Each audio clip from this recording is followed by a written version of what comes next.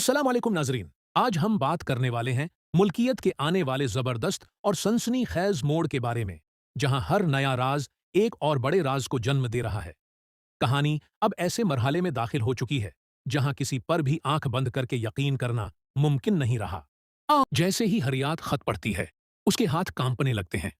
वो फौरन उस नाम के बारे में सोचने लगती है जिस पर उसे सबसे ज्यादा भरोसा था। दूसरी तरफ सोहा अभी तक गोदाम में मौजूद थी। नकाब पोश शख्स आहिस्ता आहिस्ता उसकी तरफ बढ़ रहा था। सोहा, तुम हो कौन और ये सब क्यों कर रहे हो? नकाब पोश शख्स हल्का सा मुस्कुराता है।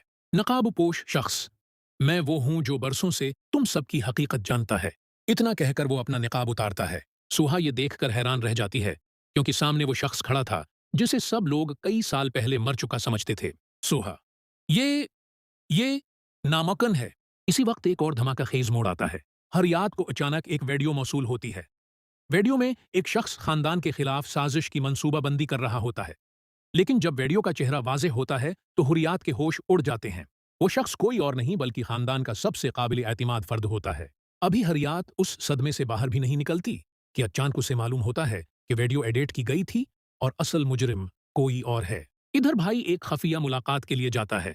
वहां एक बुजुर्ग शख्स उसे एक पुरानी डायरी देता है। बुजुर्ग, उस डायरी में वो राज लिखा है जो तुम्हारी पूरी जिंदगी बदल देगा।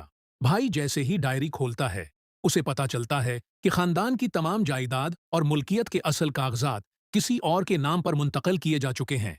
और ये काम आज से नहीं बल्कि 20 साल पहले हुआ था। लेकिन सबसे बड़ा धमाके अभी बाकी था। डेयरी के आखिरी सफ़े पर एक तस्वीर लगी होती है।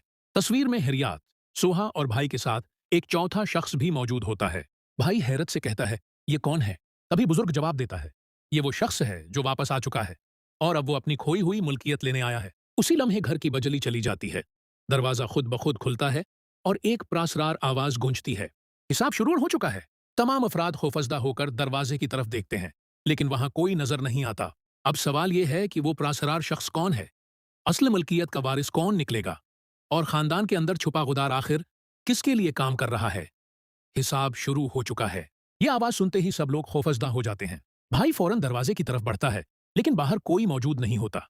उसी दौरान उसे दरवाजे के करीब एक लिफाफा पड़ा हुआ नजर आता है। वो लिफाफा उठाकर खोलता है तो अंदर एक पुरानी तस्वीर और एक खत मौजूद होता है। खत में लिखा होता है, अगर सच जानना चाहते हो तो आज रात 12 बजे पुरानी हवेली पहुंच जाना। वहां तुम्हें तुम्हारे तमाम सवालों के जवाब मिल जाएंगे। रात के 12 बजते ही भाई हिरियात और सोहा पुरानी हवेली पहुंच जाते हैं।